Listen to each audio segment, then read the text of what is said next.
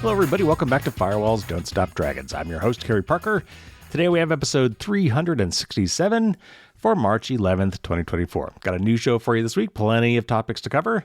Real quick before I do, because I know I mentioned this recently after the AT&T outage, I was dead serious. I was looking about getting a ham radio license for years. It's been kind of on my geeky bucket list. And hey, just this morning, I took and passed the Technician Classic radio exam. That is the first level for ham radio amateur usage the FCC requires in the U.S. So, hey, I finally got that done. For some reason you're interested in that, hey, shoot me an email. Maybe someday I'll have a rig powerful enough to go to reach wherever you might be. Also, I am putting the finishing touches on a new promotion for patrons, both new and existing. I still have a few things to line up with some potential sponsors. It's taken a little bit longer than I thought, but the basic idea is there, but I want to make sure I get all my ducks in a row before I give you too much more information. However, I am also thinking about giving away some of my super cool security-enhancing Dragon Challenge coins. I haven't given those out in a long time, and they're sitting here ready, waiting to go, and this would be a great time to do that. So I will probably be lumping that in with this promotion as well. So stay tuned. Hopefully I will have this ready to roll out sometime in the next few weeks. All right, so again, we have a new show for you today. We're going to talk about how the FBI is starting to use push alerts to catch suspects. We talked recently about how push alerts were a privacy problem. And apparently this has been something that law enforcement has been using for many years now. If you own a Roku branded television, you may have recently been served a pop-up message saying that you have to accept their new terms of service before you can use the device. I'll tell you a little bit more about what's behind that.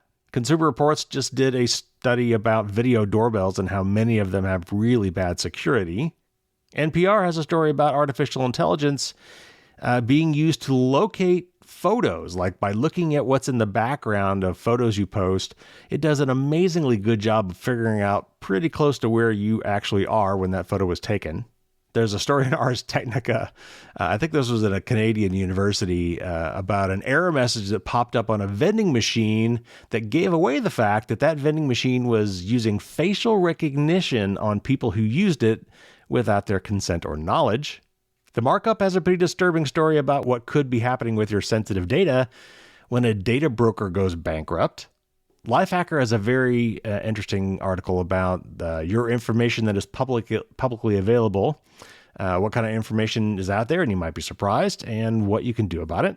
Privacy for Cars just highlighted a very interesting law in New Jersey that requires dealerships to at least offer to wipe your car's data when you turn it in from a lease or trade it in or something like that.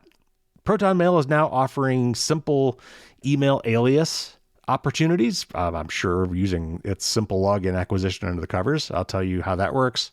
The Canadian Supreme Court has now ruled that police need a warrant to get a person's IP address. The U.S. is cracking down further on predatory spyware firms. The iPhone spyware company NSO has suffered a major defeat in court that will allow Meta to see all of its source code. And I've got my tip of the week, which I was kind of triggered by this notice from Authy, who is shutting down its desktop app. This is a two-factor authentication app.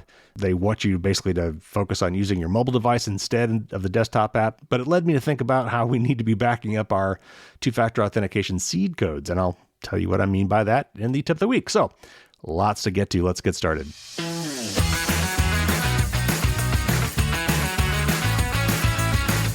All right, first up, this is from the Washington Post. The alleged pedophile Love 'em Young. Oh, God, it just makes me throw up a little in my mouth just to read that. That's this person's online handle. Anyway, this pedophile with this horrible username had worked to stay anonymous in the chat rooms where he bragged about sexually abusing children. A criminal affidavit said he covered his tracks by using Teleguard, an encrypted Swiss messaging app, to share a video of himself last month I'm not even going to read it, but the FBI has a new strategy. A foreign law enforcement officer got Telegard to hand over a small string of code the company had used to send push alerts, the pop-up notifications that announced instant messages and news updates, to the suspect's phone. An FBI agent then got Google to quickly hand over a list of email addresses this month linked to that code, known as a push token, and traced one account to a man in Toledo, an affidavit shows. The man, Michael Aspinwall, was charged with sexual exploitation of minors and distribution of child pornography and arrested within a week of the Google request. The breakthrough relied on a little-known quirk of push alerts, a basic staple of modern phones. These tokens can be used to identify users and are stored on servers run by Apple and Google, which can hand them over at law enforcement's request. But the investigative technique has raised alarms from privacy advocates who worry the data could be used to surveil Americans at a time when police and prosecutors have used cell phone data to investigate women for potentially violating state abortion bans. This is a quote from Cooper Quinton from the EFF. And Coop says, "This is how any new surveillance tool method starts out. The government says we're only going to use this in the most extreme cases to stop terrorists and child predators, and everyone can get behind that. But these things always end up rolling downhill. Maybe a state attorney general one day decides, hey, maybe I can use this to catch people having an abortion. Even if you trust the U.S. right now to use this, you might not trust a new administration to use it in a way you deem ethical," unquote. And obviously, that's not just your government, right? It could be some foreign government or some hacker group. Anyway, back to the article. The data has become prized evidence for federal investigators who have used push tokens in at least 4 cases across the country to arrest suspects in cases related to child sexual abuse material and a kidnapping that led to a murder, according to a Washington Post review of court records. And law enforcement officials have defended the technique by saying they use court-authorized legal processes that give officers a vital tool that they need to hunt down criminals. The Post found more than 130 search warrants and court orders in which investigators had demanded that Apple, Google, Facebook, and other tech companies hand over data related to a suspect's push alerts, or in which they noted the importance of push tokens in broader requests for account information. Those court documents, which were filed in 14 states as well as the District of Columbia, were related to suspects in a range of criminal charges, including terrorism, sanction evasion, guns, drugs, COVID relief fraud, and Somali piracy. Some of the cases involved the pro-Trump mob that stormed the U.S. Capitol on January 6, 2021. These applications and court orders reviewed by the Post indicate that the investigative technique goes back years. Court orders that were issued in 2019 to Apple and Google demanded that the companies hand over information on accounts identified by push tokens linked to alleged supporters of the Islamic State terrorist group. But the practice was not widely understood until December, when Senator Ron Wyden of Oregon, in a letter to Attorney General Merrick Garland, said an investigation had revealed that the Justice Department had prohibited Apple and Google from discussing the technique. Apple confirmed the government restriction in a statement that month to the Post, but said it intended to provide more detail about its compliance with the request in an upcoming report now that the method had become public. And we talked about this back when it happened. Basically, Apple was under a gag order about this. And basically, once Ron Wyden made it public, Apple felt that they were released from the order since it was now public information. Google said in a statement then that it shared Wyden's, quote, commitment to keeping users informed about these requests, unquote. Unlike normal app notifications, push alerts, as the name suggests, have the power to jolt a phone awake, a feature that makes them useful for the urgent pings of everyday use. Many apps offer push alert functionality because it gives users a fast, battery-saving way to stay updated, and few users think twice before turning them on. But to send that notification, Apple and Google require the apps to first create a token that tells the company how to find a user's device. Those tokens are then saved on Apple's and Google's servers, out of the user's reach. In effect, Wyden said, that technical design made Apple and Google into a digital post office able to scan and collect certain messages and metadata, even of people who wanted to maintain discreet. David Lebeau, a developer and engineer in Paris, wrote last year that the ubiquitous feature had become a privacy nightmare. David Kahn Gilmore, a senior technologist at the American Civil Liberties Union, worried that the range of account information connected to a push token could allow it to be used to uncover other data. Down the road, he said, law enforcement could use the tactic to infiltrate a group chat for activists or protesters whose push tokens might give them away. And this is a quote from Gilmore, quote, "This is not just U.S. law enforcement. This is true of all the other law enforcement regimes around the world as well, including in places where dissent is more heavily policed and surveilled," unquote.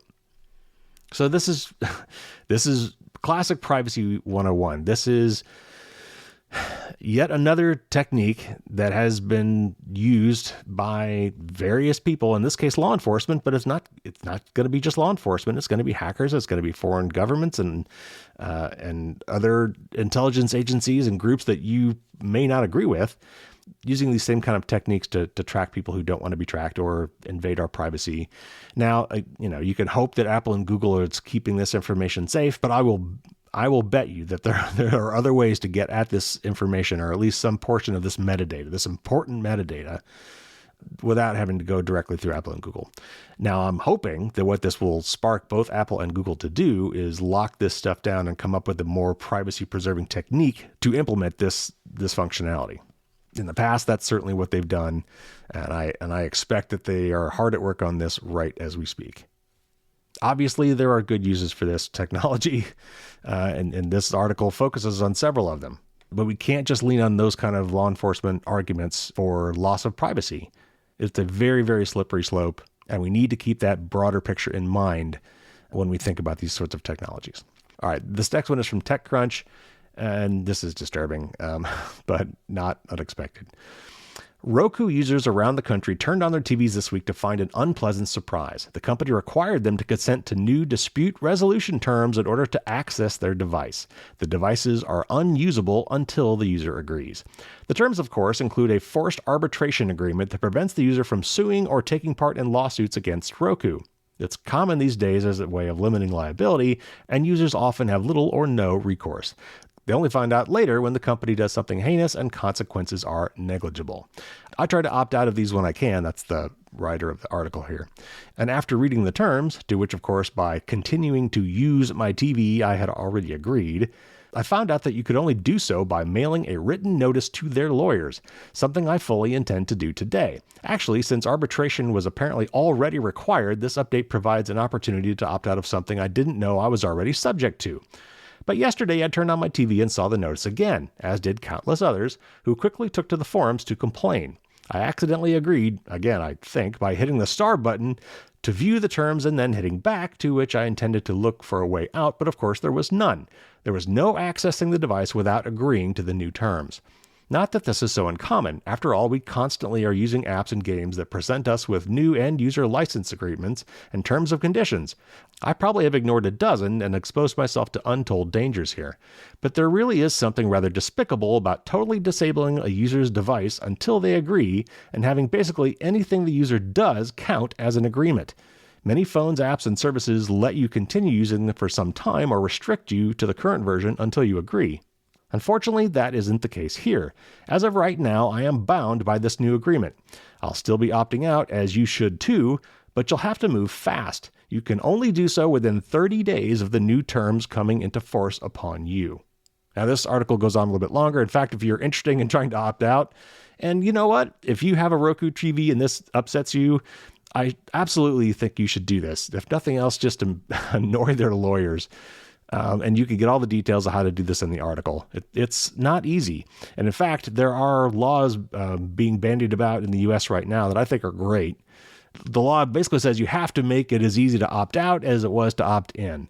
This is the classic gym membership thing where it's really easy to sign up and really, really hard to get out of. It's a dark pattern, and a lot of companies use this. It's very easy, and in this case, it's actually impossible not to agree with this before going on, and then to undo that, you have to go through a lot more effort, and that is absolutely positively on purpose. So, making it just as easy to undo something as it was to do something, I think makes perfect sense. I cannot wait for that law to be passed. I hope it does. Now, again, I don't connect my TVs to the internet, period. I do not use the built-in smart technology of any television. My TVs are all dumb. I do not connect them to the internet at all. And you think, well, hey, they're not getting software updates for security. Well, I don't care because they're not connected to the internet at all. They're effectively air-gapped. There's nothing they're going to do to me because they can't communicate, and nobody can communicate with them or try to hack them. They're off the network. I personally use an Apple TV box for all my streaming and apps and Netflix and all that stuff. And I just completely ignore whatever came with my television, which neatly sidesteps this particular problem. All right, moving on. This is from Consumer Reports. On a recent Thursday afternoon, a Consumer Reports journalist received an email containing a grainy image of herself waving at a doorbell camera she'd set up at her back door. If the message came from a complete stranger, it would have been alarming. Instead, it was from Steve Blair, a CR privacy and security test engineer who had hacked into the doorbell from 2,923 miles away.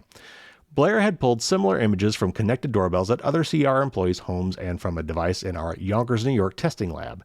While we expected him to gain access to these devices, it was still a bit shocking to see photos of the journalist's deck and backyard. After all, video doorbells are supposed to help you keep an eye on strangers at the door, not let other people watch you. Blair was able to capture those images because he and fellow test engineer David Delarocca had found serious security flaws in this doorbell, along with others sold under different brands but apparently made by the same manufacturer. The doorbells also lack a visible ID issued by the Federal Communications Commission, or FCC, that's required by the agency's regulations, making them illegal to distribute in the U.S. Thousands of these video doorbells are sold each month on Amazon and other online marketplaces, including Walmart, Sears, and other global popular marketplaces, Shein and Temu.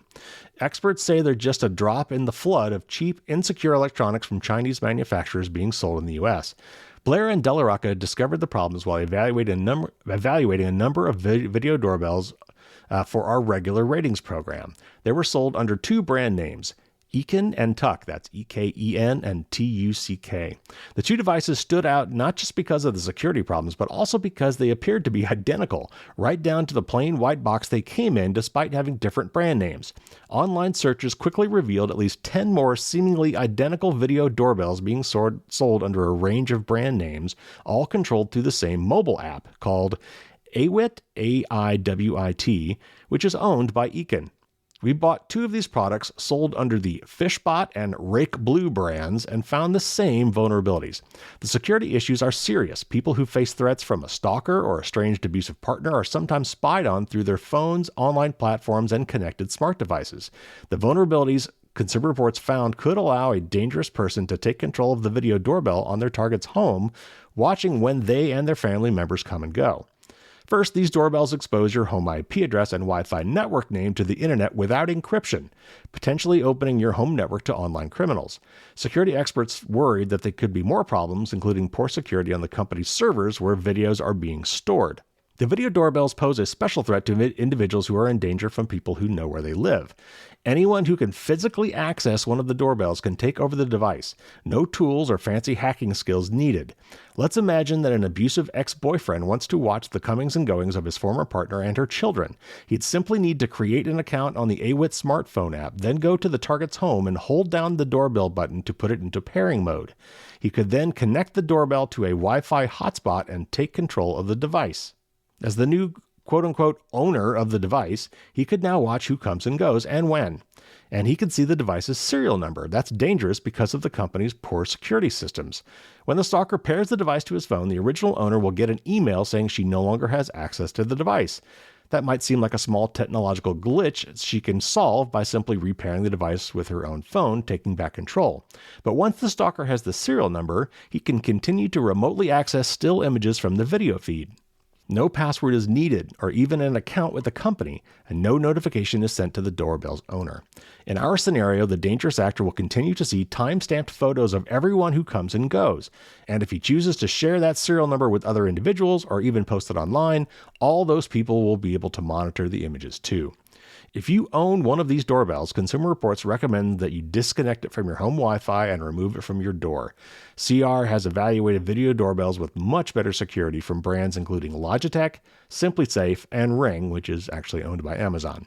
More broadly, don't assume that large online retail platforms have evaluated the safety of all the products they sell. Federal agencies and journalists have reported a variety of dangerous or illegal products for sale on Amazon over the years. Meanwhile, Consumer Reports is asking online retailers to take steps to guarantee the quality of the products available on their platforms. CR has also advocated for legislation to make online platforms strictly liable for selling defective products and push for laws that make it clear that retailers need to take reasonable steps to keep harmful, fraudulent, or insecure products off their platforms. And we shared our findings about video doorbells with the Federal Trade Commission, which has the power to remove products like these from the marketplace. The agency declined to comment on what action it might take, noting that its investigations are private. So the bottom line here, other than the obvious one that's spelled out in this article, is be very careful about buying unknown brands. And I've seen this a lot when I'm on Amazon. When you go search for, let's say I was looking for a video doorbell, and you search for a video doorbell on Amazon, and you get a long list of devices, and it doesn't take long to look at some of those devices and think, that really looks just like the other one. Like the photos are the same, even though the brand is different, or sometimes the seller looks different. It becomes pretty obvious pretty fast that a lot of these devices were all manufactured by the same person and just have different labels on them. I would say that is almost always a red flag. I can't think of any case where that has ever been a good thing. So anyway, just know that when you're buying a lot of these products, especially these really cheap products from overseas, that the security in these things is either non-existent or just horrible. And when these products have access to your network, if they're IoT devices, or if they have cameras or microphones in them, they could be serious privacy and security risks. Stick to name brands, spend the extra money on companies that have a good reputation and therefore a desire to maintain that reputation. All right, moving on. This is from NPR.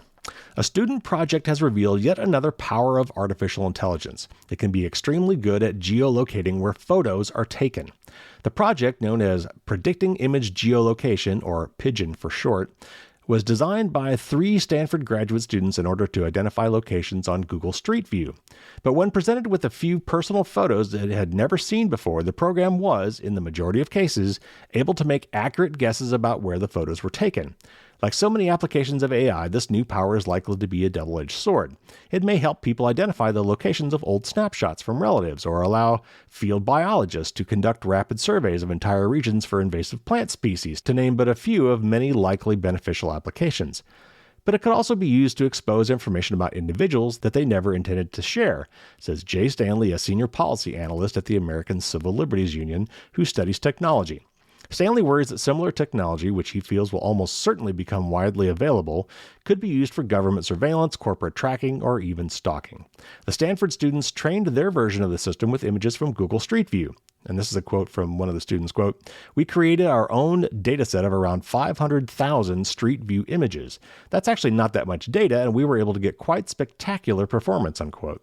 The team added additional pieces to the program, including one that helped the AI classify images by their position on the globe. When completed, the PIGEON system could identify the location of a Google Street View image anywhere on Earth. It guessed the correct country 95% of the time and can usually pick a location within about 25 miles of the actual site. Stanley worries that companies might soon use AI to track where you've traveled, or the governments might check your photos to see if you visited a country on a watch list. Stalking and abuse are also obvious threats, he says. In the past, Stanley says, people have been able to remove GPS location tagging from photos they post online. That may not work anymore. The Stanford graduate students are well aware of the risks. They've written a paper on their technique, which they co-authored along with their professor, Chelsea Finn, but they've held back from making their full model publicly available precisely because of these concerns, they said. But Stanley thinks the use of AI for geolocation will become even more powerful going forward. He doubts there's much to be done, except to be aware of what's in the background of the photos that you post online. So yeah, I think that pretty much says it. So I've always told you to be careful about what you post online, to be thinking about how the information that's in that photo could be abused, like taking a picture of your house where it might have the address in it, or taking a picture of your kids at school that might have the name of the school in the background, or the park that they're visiting, or street signs, in addition to the GPS coordinates that are often saved in the EXIF, the EXIF metadata that's often associated with photos. Now, Facebook in particular, I think, says that it removes that EXIF information, though it probably saves it for itself before it posts your pictures online. But you should just be aware that that information is there, and you might want to scrub the EXIF information from your photos before you post them online. And also just now be aware of what is in the background of your photos. If there's enough detail in the photo, even if it's not a street sign, even if it's not even necessarily a landmark, though that would be a big one, these AI programs are getting to the point where they can identify where these pictures were taken. Think of Google Street View. So Google Street View is a service with Google Maps that allows you to point at a spot on a map and say, okay, tell me what it looks like if I was standing right here. And it will give you a 360-degree view of what it would look like if you were standing right there. And obviously that's going to include things like houses and cars and things. I think Google does try to blur out license plate numbers. And you can actually ask Google to blur out your house on Street Views if you want, but by default it won't be. But if you have access to all these photos and you know where every one of these photos was taken, then you could do what these guys have done and create AI programs that find similar backgrounds to figure out where that photo was taken. So be thinking about this as you're uploading your photos, and also realize that this can be done on all the existing photos that you have already uploaded.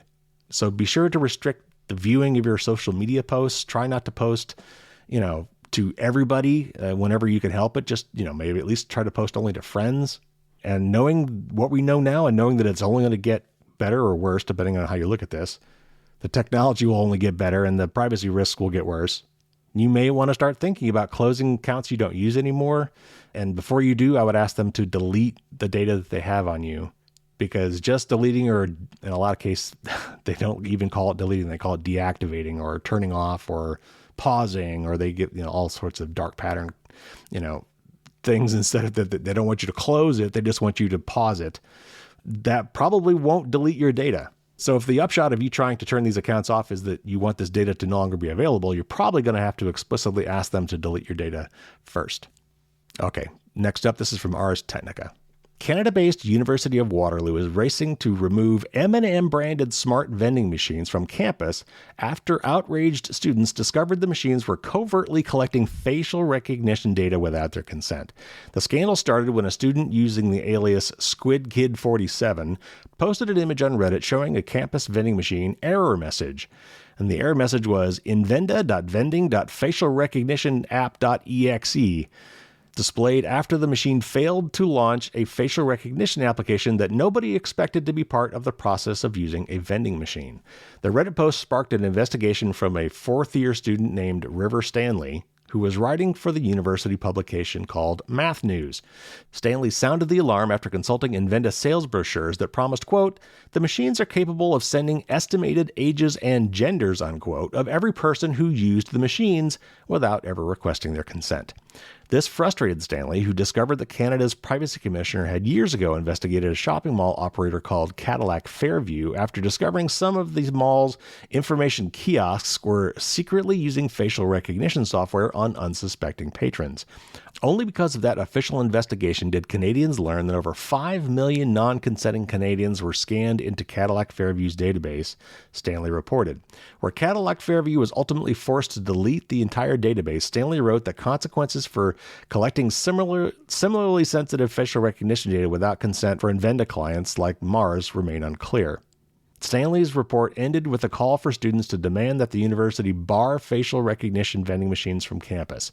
A University of Waterloo spokesperson, Rebecca Elming, eventually responded, confirming to CTV News that the school had asked to disable the vending machine software until the machines could be removed.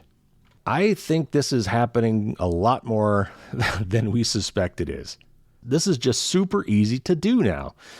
These cameras are very tiny. You can hide them anywhere. And in this case, it sounds like what they were doing is not necessarily identifying people, but trying to get some demographics about the type of people who are using it, at what times, how often, things like that. Analytics, basically. But they were doing it without the consent or knowledge of the users of these vending machines. They probably assumed that since they weren't trying to actually identify people, that there was no privacy problem here, and therefore notice and consent weren't required. In the US, by law, that's probably true. But it won't be long before these things are all networked and some other company comes along and says, hey, I know you've already got these webcams built into all these vending machines. We will pay you to give us access to that feed, and then they'll start using it for other purposes. It's just crazy, and it's getting crazier, and we've got to put a lid on this because it's gotten totally out of control. All right, next up, this is from the markup, and it, again, kind of dovetails with this data collection. In 2021, a company specializing in collecting and selling location data called Near, N-E-A-R, and we've talked about them not that long ago. I can't remember which interview this came up in, but it wasn't long ago, bragged that it was the world's largest data set of people's behavior in the real world, with data representing 1.6 billion people across 44 countries. Last year, the company went public with a valuation of $1 billion, and 7 months later, it filed for bankruptcy and has agreed to sell the company. But for the 1.6 billion people that Near said its database represents, the important question is, what happens to Near's mountain of location data? Any company could gain access to it through the purchasing of the company's assets. The prospect of this data, including Near's collection of location data from sensitive locations such as abortion clinics, being sold off in bankruptcy raised alarms in Congress. Last week, Senator Ron Wyden, there's that name again, wrote the Federal Trade Commission, the FTC, urging the agency to protect consumers and investors from the outrageous conduct of Near, citing his office's investigation into the India-based company. Wyden's letter also urged the FTC to intervene in Near's bankruptcy proceedings to ensure that all location and device data held by Near about Americans is promptly destroyed and is not sold off, including to another data broker. The FTC took such an action in 2010 to block the use of 11 years' worth of subscriber personal data during the bankruptcy proceedings of XY Magazine, which was oriented to young gay men. The agency requested that the data be destroyed to prevent its misuse. According to Near's privacy policy, all the data they have collected can be transferred to the new owners. Under the heading of "Who do you share my personal data with?" it lists prospective buyers of our business. This type of clause is common in privacy policies and is a regular part of businesses being bought and sold. Where it gets complicated is when the company being sold owns data containing sensitive information. This week, a new bankruptcy court filing showed that Wyden's requests were granted. The order placed restrictions on the use, sale, licensing, or transfer of location data collected from sensitive location in the United States and requires any company that purchases the data to establish a sensitive location data program with detailed policies for such data and ensure ongoing monitoring and compliance, including the creation of a list of sensitive locations such as reproductive health care facilities, doctors' offices, houses of worship, mental health care providers, corrections facilities, and shelters, among others. The order demands that unless consumers have explicitly provided consent, the company must cease any collection, use, or transfer of location data. The bankruptcy order also provided a rare glimpse into how data brokers license data to one another. Near's list of contracts included agreements with several location brokers, ad platforms, universities, retailers, and city governments. So as I've often said, it's not just a matter of whether or not you trust the company that is collecting your data. It's whether or not you collect all the quote-unquote partners that they may be sharing it with. And then what happens to that data should that company go out of business and be sold or go through bankruptcy or get transferred to another company? I mean, if you're going under, if your company is fire sailing everything, that data can be worth a lot of money. And that company's creditors and shareholders are going to want you to maximize the value of that data so they can try to get some of their initial investment back. So at least in this case, it looks like, they kind of caught it in time, hopefully, and put a stop to potential abuses of that data. But what we really need is some sort of, blanket law that prevents this from happening in any such case. So, speaking of data, this is a Lifehacker article, and it's called All Your Information That's Publicly Available and What You Can Do About It. And this article doesn't say this, but this is often what we refer to as OSINT, or open source intelligence. There happens to be a lot of what you might think of very personal information out there about you that are quote-unquote public records or can be scraped from public sites and aggregated and then sold. So let me read you this article. It's one thing to be vaguely aware that privacy no longer really exists. We live in a world filled with doorbell cameras, so your chances of turning up in random TikToks or YouTube videos are never zero after all. But most people assume that there's a clear line between what we consider our personal business and the information available in public records. But the truth is that line isn't much of a line at all. You don't have to be a billionaire with a private jet to experience the joys of public records. And by the way, that was a link, I'm sure, to an article about either Elon Musk or Taylor Swift, who are famous people whose private jets are being tracked because it's information that's publicly available. and somebody has gone to the trouble of plotting these out on the map and publishing it to social media, much to the chagrin of these famous people. Anyway, back to the article. If you've ever Googled an old school friend out of curiosity, you've probably gotten a bunch of results back from sites like Spokeo or White Pages, promising to generate a report that lists everything about that person. Maybe you thought it was a scam, but those sites can actually offer you a ton of information of just about anyone, but there's a lot more information about you in public and publicly accessible records than you might think. So what's in public records? A lot. The basics, your name, birthday, home address, certainly. But also most probably stuff like your driver's license number and status, your social security number, traffic fines and accidents, your voter registration, your marital status, your home address, employment history, your photo and physical description, the names of your immediate relatives, spouse, and children, property records including liens, foreclosures, and mortgages, and arrest records. Some of this is obvious. If you've ever maintained a LinkedIn profile, your work history, photo, and contact info is likely scraped and repackaged. If you list your home for sale, everyone in your neighborhood can know about it immediately when your house shows up on Trulia or Zillow. But you might imagine that things you don't voluntarily post online would remain private. For example, if you get into financial trouble and your home is foreclosed on, you're probably not posting that to Facebook with a frowny face emoji, so you might expect it to remain private. But you'd be wrong. If someone wants to know if you are in a foreclosure on your home, it's very easy to find all that information too. By triangulating mortgage, foreclosure, and court records, you can assemble a pretty clear picture of someone's financial state without violating a single law. One reason this is so easy? The government is actively selling your information via that beloved institution, the DMV. In order to obtain a driver's license, you have to submit a lot of personal information to your state's Department of Motor Vehicles or equivalent, and they actively and enthusiastically sell that information to third parties. That alone makes it insanely easy to find out most of this stuff, and anything classified as a public record is legally accessible by anyone. Otherwise, it wouldn't be considered public. So details about your life are in public records. What can you do about that? Not a ton. Agencies like the DMV aren't going to scrub your personal data because they need that to perform their function, and they're not going to stop selling your data until the laws change.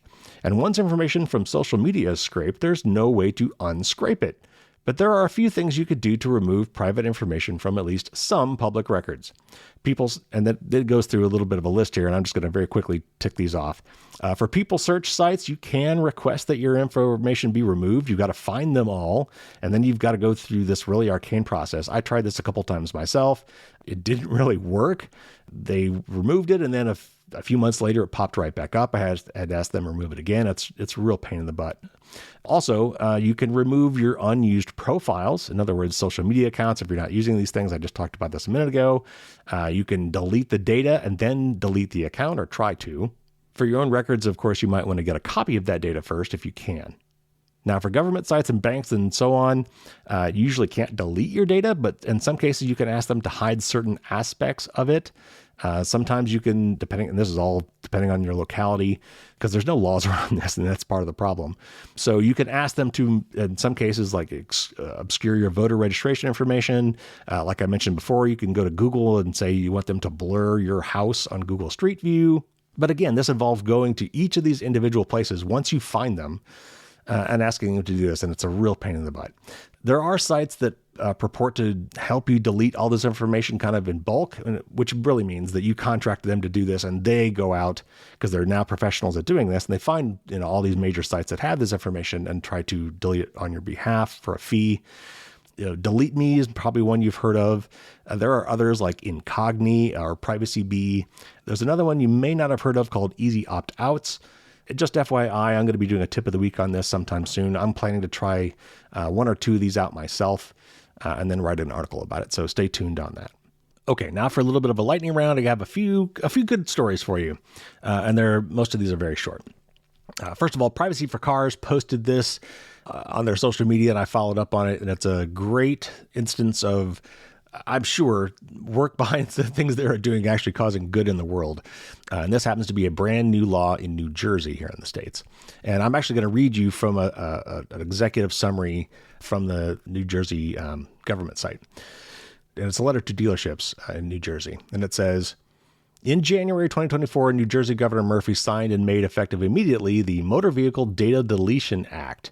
And this law requires, quote, Whenever a motor vehicle dealer takes possession of a motor vehicle from a consumer for the purposes of resale or lease, the motor vehicle dealer shall offer to delete the consumer's personal information from the motor vehicle's computer system in the motor vehicle, including but not limited to navigation history, paired phones, and garage door codes by performing data clearing protocols in accordance with the Guidelines for Media Sanitization developed by the National Institute of Standards and Technology, or NIST, using techniques specified by the vehicle manufacturer to overwrite data or by using a menu option to reset the device to original factory settings.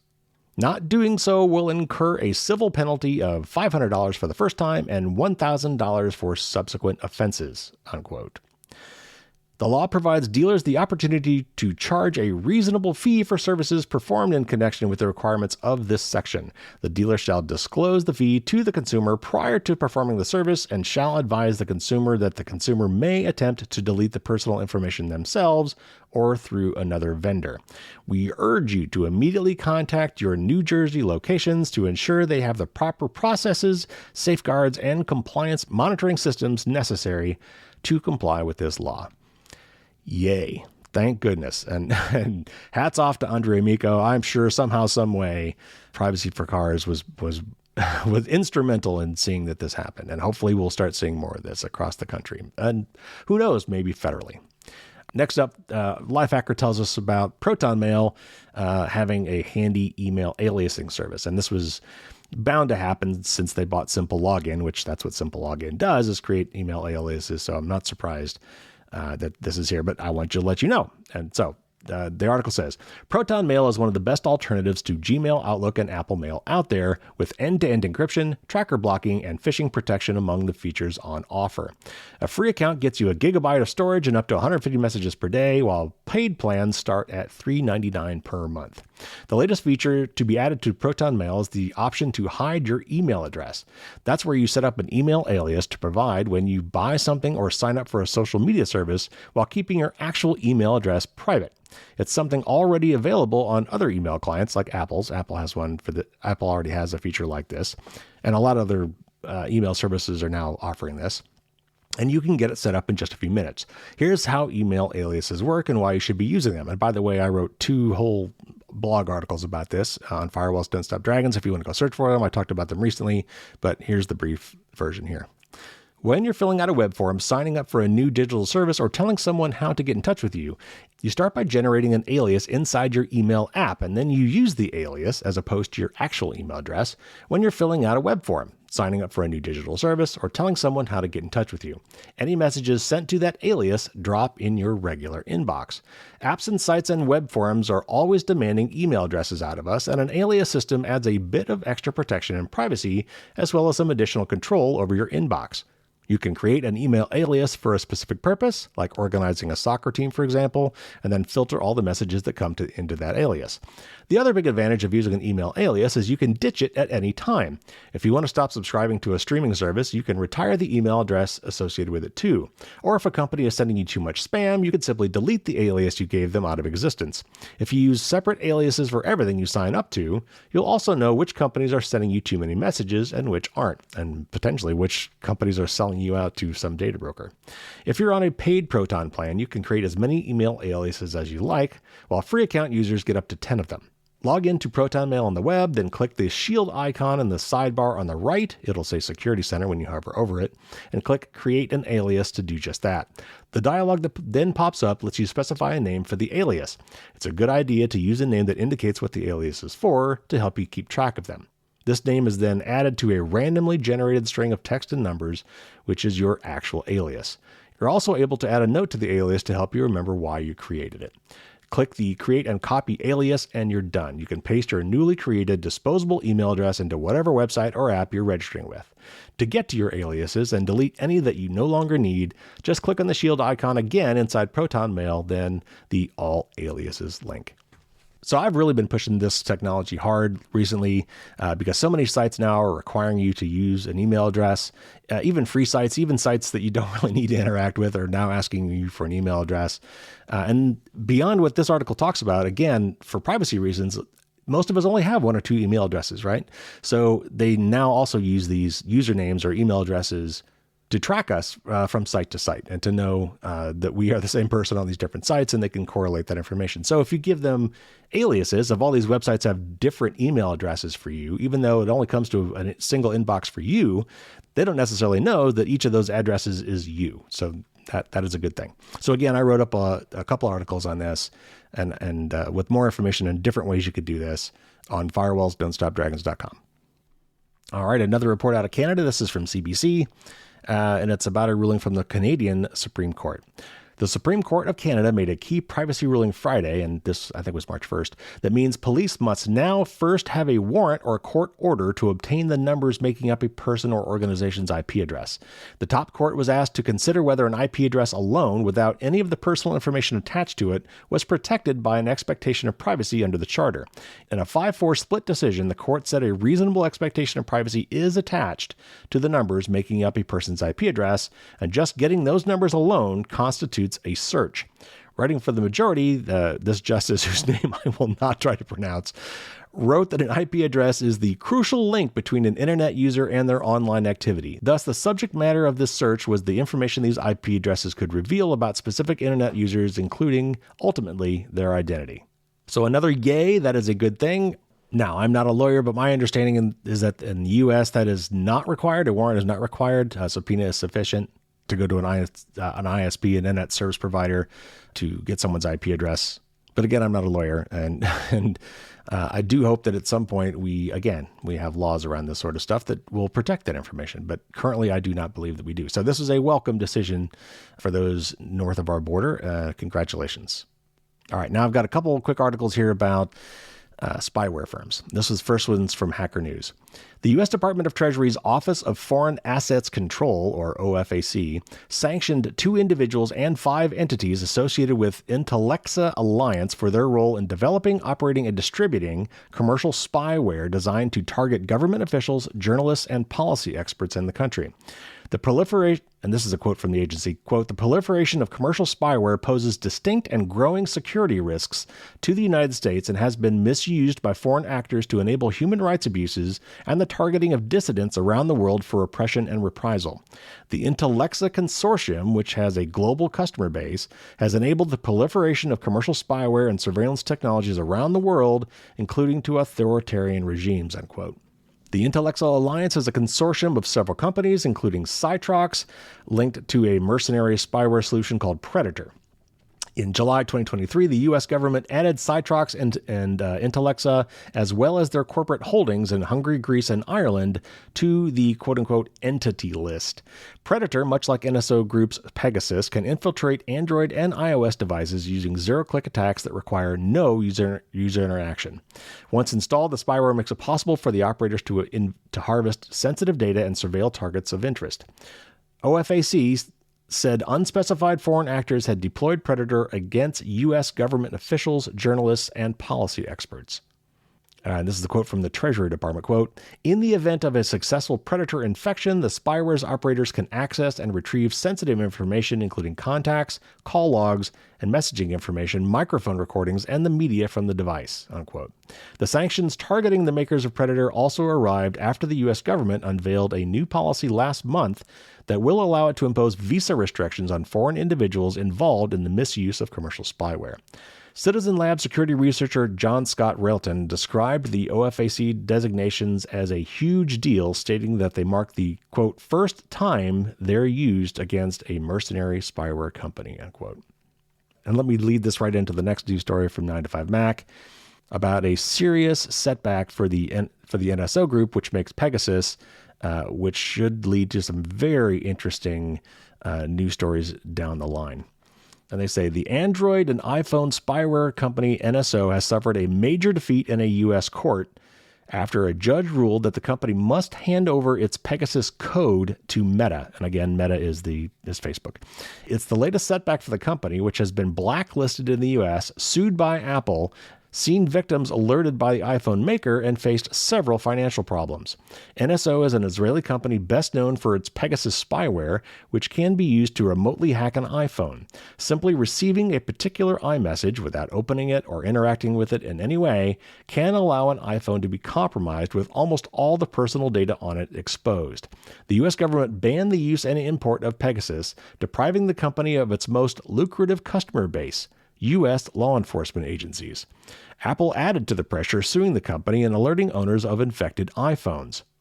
That put the company under extreme financial pressure, which may see it disappear, or may just make things worse. And that's a link to another article, basically, which says that if this company, kind of like what I was talking about earlier, if this company starts going under and is under this financial pressure, it may start selling this spyware to countries that it otherwise said it wouldn't have. It basically has long said that we only sell this with the approval of the Israeli government and only to quote unquote good guys. But if they can't sell to the good guys anymore and they need to make money and stay afloat, then this article basically is saying that they may start selling to the quote unquote bad guys. For those most at risk, such as diplomats, politicians, government opponents, and activists, Apple has made available iPhone lockdown mode, which disables the most common attack paths. In addition to attacking iPhones, Pegasus also has exploits for specific apps, including WhatsApp, which is owned by Meta/Facebook. Meta discovered back in 2019 that the spyware had been used against around 1,400 WhatsApp users and launched a lawsuit against the company. As part of the case, Meta demanded that NSO hand over the code for Pegasus and reveal its full functionality. NSO naturally refused, but The Guardian reports that a judge has now ruled in favor of Meta. NSO Group, the maker of one of the world's most sophisticated cyber weapons, has been ordered by a U.S. court to hand its code for Pegasus and other spyware products to WhatsApp as part of the company's ongoing litigation. The decision by Judge Phyllis Hamilton is a major legal victory for WhatsApp, the Meta-owned communication app which has been embroiled in a lawsuit against NSO since 2019. She sided with WhatsApp in ordering the company to produce all relevant spyware for a period of 1 year before and after the 2 weeks in which the WhatsApp users were allegedly attacked. This says 2 weeks here. I think they mean 2 years because the period covers April 2018 to May of 2020. NSO must also give WhatsApp information concerning the full functionality of the relevant spyware. The lawsuit itself will continue once NSO has complied. So that's interesting. I don't know if they're going to be able to appeal that ruling or not, but I'm sure that we're going to learn some interesting things from this. I mean, I don't know. It's probably covered under some sort of secrecy thing and a legal thing. I don't know. But my hope is that once Meta gets a hold of this, we are somehow, maybe through whistleblowers or whatever, going to learn a lot more about what these guys do. All right, last very, very short news thing that will lead into my tip of the week. And this is from The Verge, and it's titled, Authy is shutting down its desktop app. Authy, the two-factor authentication or 2FA app, will soon only be available on mobile devices. An updated support page spotted by Bleeping Computer said Authy's app on Windows, macOS, and Linux will go away in August of 2024. Similar to other 2FA apps like Google Authenticator and Microsoft Authenticator, Authy generates a different code every 30 seconds that you can use to sign in to a linked account. However, Authy is one of the only 2FA apps available for desktop, making it an ideal choice when you want to sign into an account on your computer without having to get out your phone. If you have a Mac with an M1 or M2 Silicon, or M3 now, Authy says you'll still be able to download the iOS version of the app on your device. In other words, the Apple Silicon-based Mac computers have the capability of running iOS apps directly under macOS. So basically, you can still do this with the iOS version of the Authy app.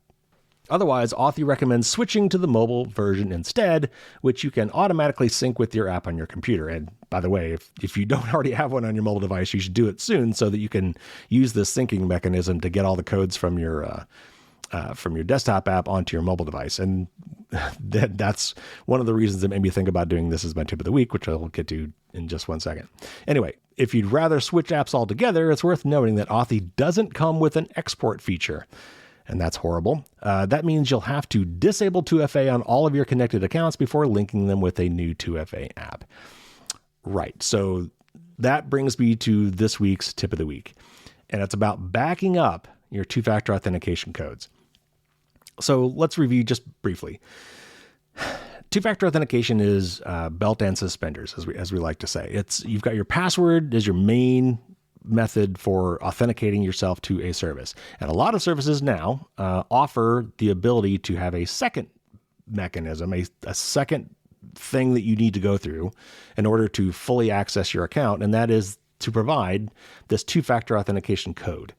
And this is really, really important. Until we can move 100% to something like passkeys, it's really, really important that you protect your most sensitive accounts with this belt and suspenders methodology, with having two things required to get in. So that if for some reason somebody either guesses your password or finds a way to bypass that first authentication mechanism, they now have a second thing, a second barrier they need to get to access your account.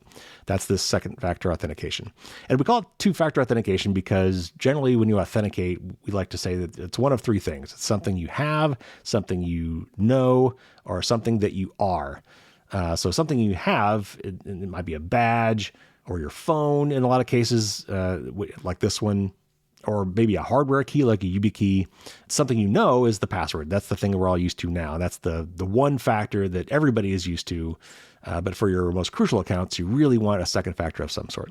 And then something you are is kind of like biometrics. That is, eye scan, fingerprint scan, face scan, that sort of thing. So two-factor authentication is the something you know. That's the thing. That's the password thing that we're all used to, and adding something else to that, a second thing. In this case, it's an app that generates every 30 seconds a different 6-digit PIN code. Now, some sites and services still require you to use SMS or text for these codes. You get a text message with this code in it. That is way better than nothing, but SMS is just really not that secure. If you have the opportunity to do so, you should use an authenticator app. A lot of these services will say explicitly to use Google Authenticator. It doesn't have to be Google Authenticator, though. All of these services have the same underlying technology called TOTP, which stands for time-based one-time password. It's a standard that they all use. So if anything says it can use Google Authenticator, think of it like Kleenex. If it says you can use Kleenex, then you can also use some off-brand tissue as well. It's a standard. So go to these sites. You say you want to set up two-factor authentication. The way it usually works is that it pops up a QR code for you to scan with the Authenticator app, and this allows them to synchronize. This QR code represents what we call a seed code, SEED, seed code. Sometimes it will actually show you the text that QR code is representing. That they're the same thing. It's just a different representation. The QR code is easier because you can use your phone's camera app to scan that to get the code instead of having to type it in. But you could also just type it in as well. So the key, though, is once you set up two-factor authentication, you've got this great security.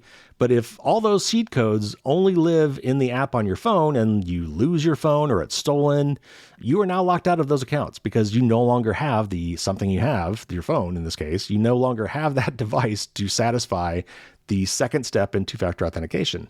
Now, most of these services don't ask you for two-factor authentication all the time. Usually they only kind of do it when they sense something is different, like it's the first time in a long time that you've logged in, or you're logged in from an odd location, like maybe a different country, or you're using a new device, you're logged in from a different device. There are various things that trigger this, and that's proprietary how they decide to do that.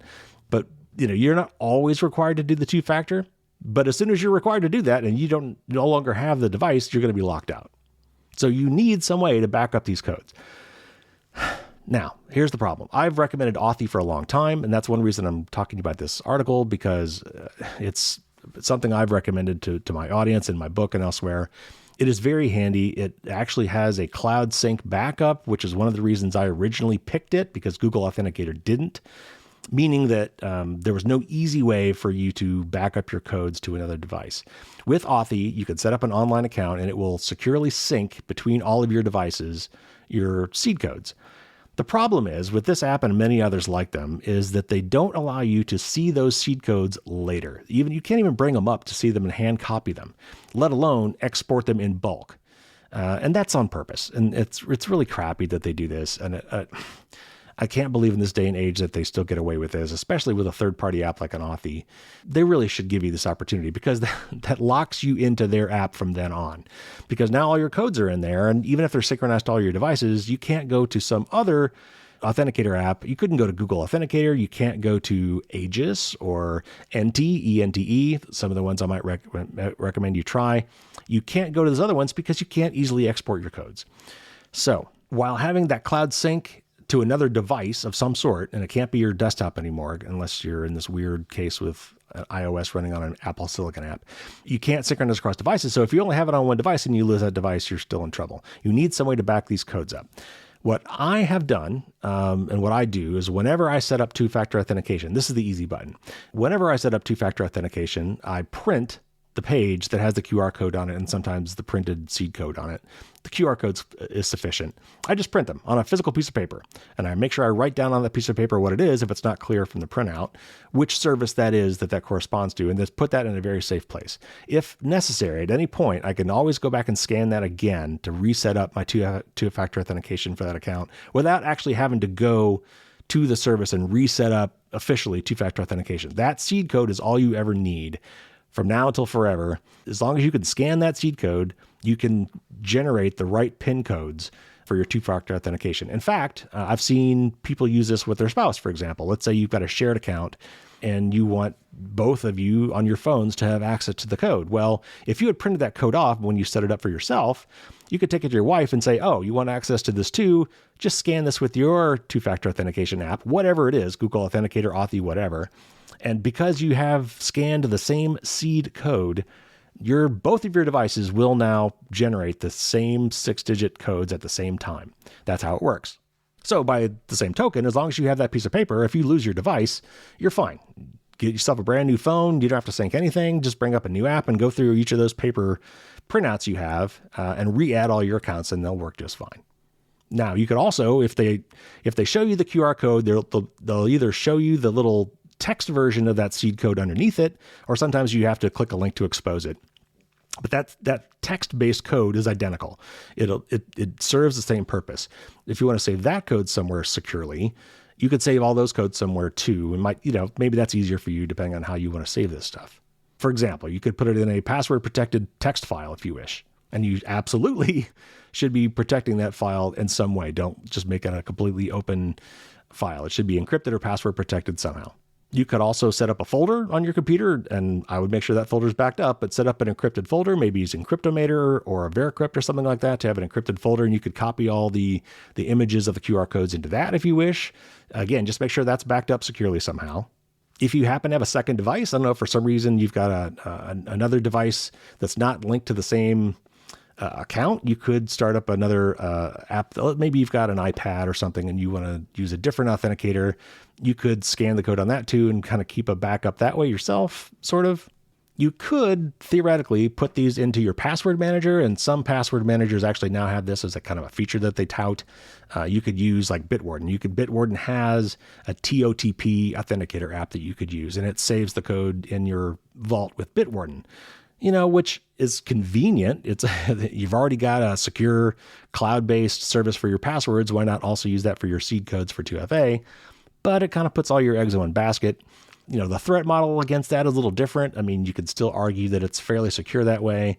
But if you recall the LastPass hack, where the hackers actually got a hold of people's encrypted vaults and have been spending time trying to crack those vaults, if somebody were to somehow get a hold of your vault and get into your vault, then they would have everything they need to get into all your accounts. So I personally like to keep them separate. Now you could get, there's a lot of password managers out there. You could use, for example, Bitwarden for all your passwords, and then you could get 1Password or Dashlane or some other open source one like KeyPass, and maybe you could kind of use that separately for your seed codes if you wanted to kind of keep them separate that way. That's something you could think about doing. But you really do need backups. I mean, even if you use Authy that has a cloud backup, what if Authy goes out of business? I mean, you should still have access to all the information that's on your phone, but it's always best to have an independent backup if you can. So it's really bad, by the way, that Authy, and I don't think Google Authenticator allows this either, or I don't know if LastPass does, but a lot of these companies with their authenticator apps don't allow you to save these kind of yourself. You can't export all your codes in an easy fashion to back them up yourself. And that's just crappy. There are some that are open source or other apps that are better about this. You can look at Aegis, which is AEGIS for Android.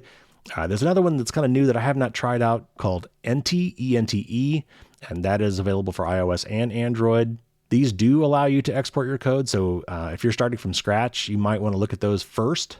But if you are using Authy, and you don't mind getting your hands dirty a little bit with some command line stuff, there are several projects, and I've listed one of them in the article I'm going to write about this for the blog article, that will let you, from the Mac desktop Authy app, I think it's the Mac one, it might be for Windows as well. Basically, if you use the right version of the app, and you've got to go back a couple versions, because it only works with a slightly older version of the desktop app, there are command line utilities that know how to extract your seed codes from that app while it's running. Now, that app's not going to be supported much longer, so if you're going to do that, you need to do this before August. There's a link in the show notes if you want to do that. I'm not going to try to describe it anymore here. But now you're thinking, okay, Carrie, that's great if I haven't already set up my two-factor authentication codes, but I've already set up my two-factor authentication codes, and I use an app that doesn't allow me to export them, so now what do I do? Well, unfortunately, the only real way for you to do this after the fact, because you can't go to these services that you've set up two-factor authentication and have them show you your seed code again in most cases, you're really kind of stuck. You're probably going to have to turn off two-factor authentication on each of those accounts and then re-enable it. Basically start over. So if you've got a lot of them, that could be painful. And, just set a schedule, work yourself through them over time. Start with the most important ones first. You'll have to go to that account, turn off two-factor authentication for that service, which will require you to have the two-factor authentication device on hand.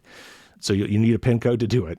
So turn off two-factor authentication and then turn it back on. And at that point, when you turn it back on, you could take a picture of the page. You could do all these things I'm talking about where you could capture the seed code. Or if you move to a new service like Aegis or NT, then you will know that at any point you can export those yourself.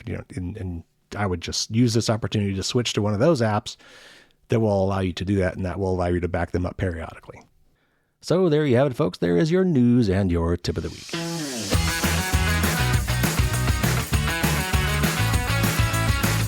Next week, we're going to have my interview with Kate Black. We're going to talk about medical data privacy. Very interesting subject. Something I've been wanting to talk about as an interview topic for a while now. Very soon, I'm going to be talking with Joe Mullen from the EFF about the Kids Online Safety Act. I also talked to Justin and Jody Daniels about basically all things privacy. That was a fun talk. And then I'm working on my mailbag episode. I'm going to have that pre-recorded and 100% dedicated to all the Dear Carrie questions that you guys sent. And obviously with my answers to those questions. So that's all coming up. If you want to make sure you don't miss any of that, then you'll need to subscribe. And then you'll be sure to get it every week. Also, if you like these tips of the week and you like the full versions of these, you can go to my blog at firewallsdon'tstopdragons.com. You can see all the ones I've done in the past, or you can just make a point of going there every so often to read them. If you want to make sure you get them, you can sign up for my newsletter. They're almost always the same, and you'll get it every 2 weeks right in your inbox. If you go to Firewalls Don't Stop Dragons, you'll see you can click the link there for the newsletter to sign up. Okay, everybody, that's going to do it for this week. Take care, stay safe out there, and until next week, as always, don't get caught with your garbage down.